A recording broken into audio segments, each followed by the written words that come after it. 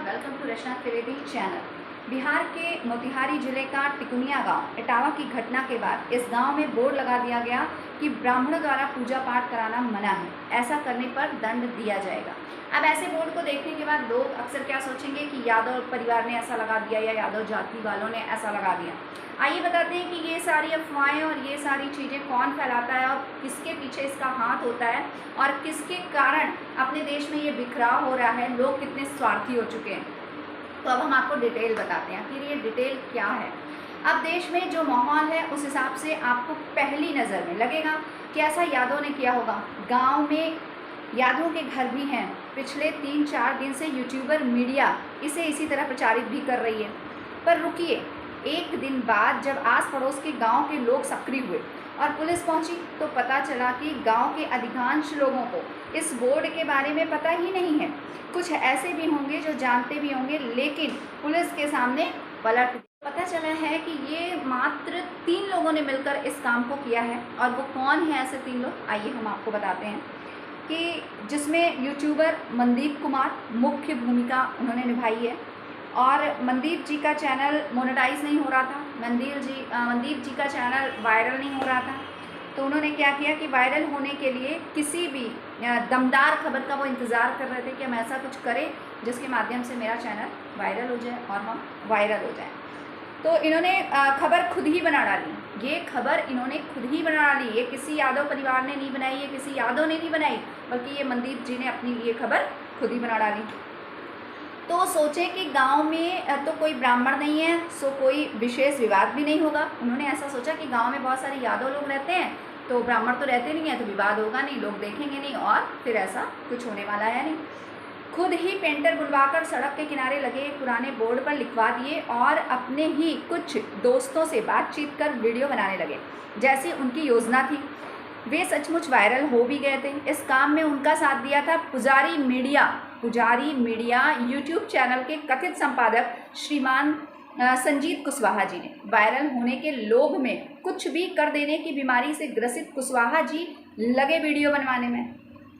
उन्हें समाज के नफ़ा नुकसान से क्या लेना देना, उनको समाज में क्या होगा, इससे क्या होगा, ब्राह्मण और यादवों में क्या होगा, आपस में विवाद कैसे, हमारे देश में जाति के माध्यम से लोग बढ़ जाएंगे, कैसे विवाद हो जाएगा, कैसे आंदोलन हो जाएगा, इससे उनका कोई लेना देना नहीं। उन्हें तो सिर्फ क्या होना था, वायरल होना था। इसके लिए उन्होंने यूट्यूब पे एक खबर फैला दी जो फर्जी थी, जो पूरी तरीके से बेकार थी। ठीक है, उन्हें समाज के नफ़ा नुकसान से क्या ही लेना था, उन्हें तो बस व्यू चाहिए थे।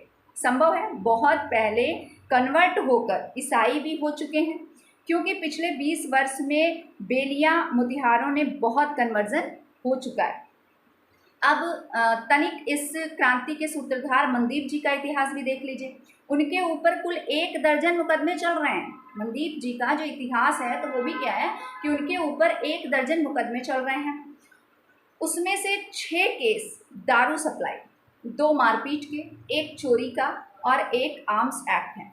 और पढ़ने लिखने की तो कोई बात ही नहीं है।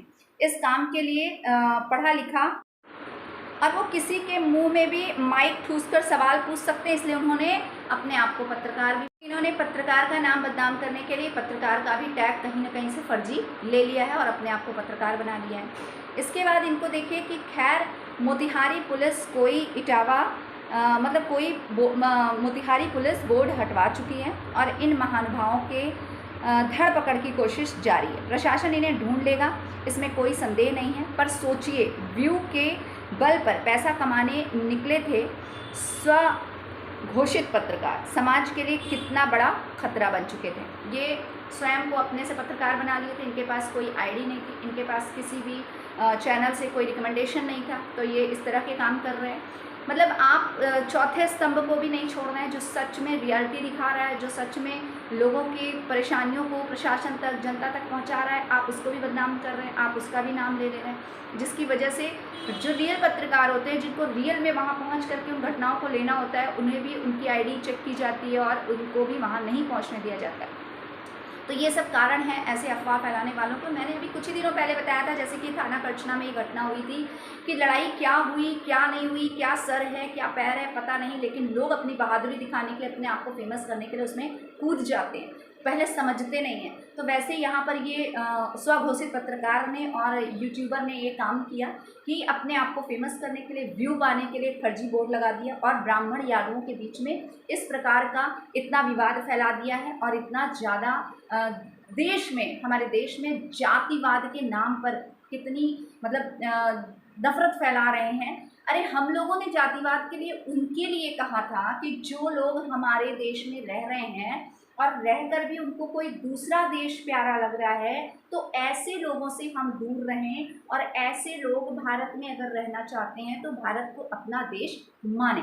ये चीज़ कही गई थी, इसलिए जातिवाद किया गया। तो इसलिए हिंदू राष्ट्र बनाने की बात हुई थी कि जो भी यहाँ पर रहेगा वो हिंदुत्व की भावना के साथ रहेगा। और अगर आप हमारे देश में रहते भी हैं, अब हम ही लोग हैं, हम कहते हैं हिंदू लोग अमेरिका में रहते हैं, तो क्या वो अमेरिका में रहते ज़रूर हैं तो क्या अमेरिका की बुराई करते हैं? क्या अमेरिका के साथ कोई खतरा का काम करते हैं? क्या अमेरिका के साथ वो दगाबाजी करते हैं, धोखा देते हैं? नहीं देते। हमारे हिंदू जहाँ भी जिस देश में रहते हैं उस देश का नमक अगर खाते हैं तो उसके प्रति ईमानदार रहते हैं। वो कहते हैं कि हमारे मतलब हिंदुस्तान में यही सिखाया जाता है, हमारे भारत देश में यही सिखाया जाता है कि जिसका नमक खाओ उसके साथ कभी गद्दारी मत करो। तो यही चीज़ यहाँ पर कही जा रही है, चाहे वो संत धीरेन्द्र कृष्ण शास्त्री जी महाराज हो और चाहे वो मोदी जी हो, चाहे वो योगी जी हो, हमारे प्रधानमंत्री हो, चाहे मुख्यमंत्री हो, सभी का सिर्फ यही एक कहना है कि हमें ऐसे लोगों से कोई नफरत नहीं है जो यहाँ पर रहें और रहने के बाद हमारे भारत देश को अपना देश समझें और हमारे साथ गद्दारी ना करें, हमारे साथ कोई गेम ना खेलें, हमारे साथ कोई षड्यंत्र ना करें।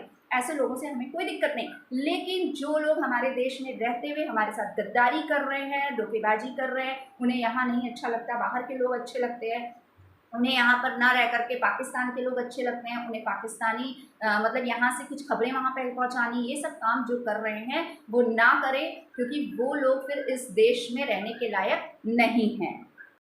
तो YouTube का और व्यू का जो लोभ है ना, वो आज के समाज की सबसे बड़ी बीमारी है। इंस्टा पर गुजारा करने वाले इसके लिए अश्लीलता की सारी हदें पार कर दे रहे हैं।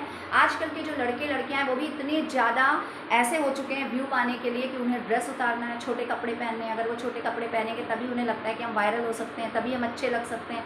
तो ऐसा काम ना करें। व्यू पाने के लिए आप कुछ भी ना करें।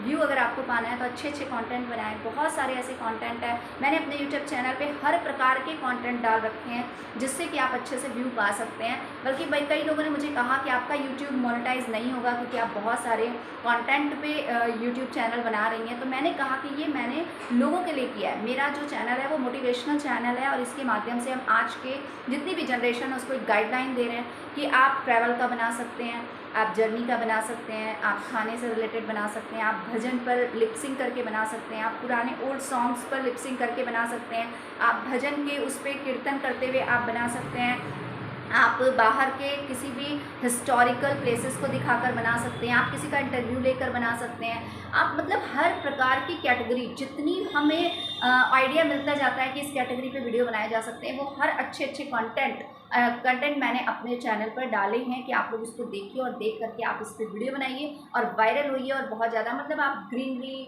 गार्डनिंग या वेस्ट मटेरियल से कुछ बनाना, या फिर आप बहुत ऐसी चीज़ें हैं जिसको आप करके भी अपने चैनल पर व्यू पा सकते हैं और एक अच्छे यूट्यूबर बन सकते हैं, एक अच्छे मोटिवेशनल स्पीकर बन सकते हैं, आप एक अच्छी मतलब शिक्षा आप लोगों को दे सकते हैं। तो ये चीज़ें तो हैं यूट्यूब चैनल पर वायरल होने के लिए, व्यू पाने के लिए, ठीक है। तो व्यू का लोभ आज के समाज की सबसे बड़ी बीमारी है और इंस्टा पर मुजरा करने वाले इसके लिए अश्लीलता की सारी हदें पार करने को तैयार बैठे हैं।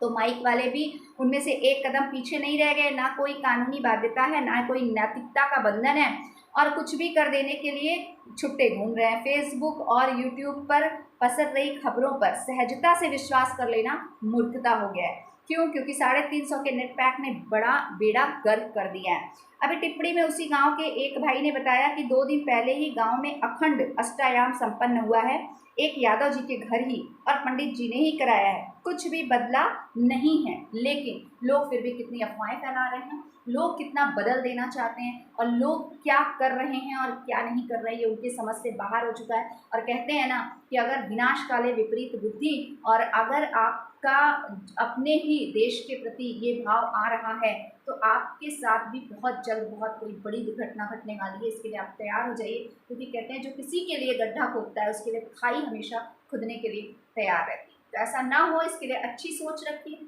अच्छे विचार रखिए, अच्छी सोच और अच्छी विचारधारा ही सोशल मीडिया पर वायरल करिए और सोशल मीडिया को गंदा मत करिए। और कृपा करके हाथ जोड़कर विनती है कि पत्रकारों के साथ तो ऐसा बिल्कुल भी मत करिए, पत्रकारों का टैग मत यूज़ करिए। हम सिर्फ पत्रकारों के लिए नहीं कहेंगे, हम कहेंगे फर्जी कोई भी आई कार्ड मत यूज़ करिए, चाहे वो डॉक्टर का हो, चाहे इंजीनियर का हो, चाहे पुलिस का हो, चाहे पत्रकार का हो, या किसी भी रिकॉग्नाइजेशन, जो रिकॉग्निशन एक पोस्ट होती है, एक मतलब एक सम्मान की पोस्ट होती है, उस पोस्ट का आप गलत इस्तेमाल ना करें। आप अपने टैलेंट पर, अगर आपको बहुत ज़्यादा अच्छा कुछ करना है तो आप कुछ अपना टैलेंट दिखाइए, आप कुछ बनिए, अपनी गट्स दिखाइए, अपनी क्वालिटी दिखाइए और फिर ही कुछ काम करिए। जय हिंद, वंदे मातरम।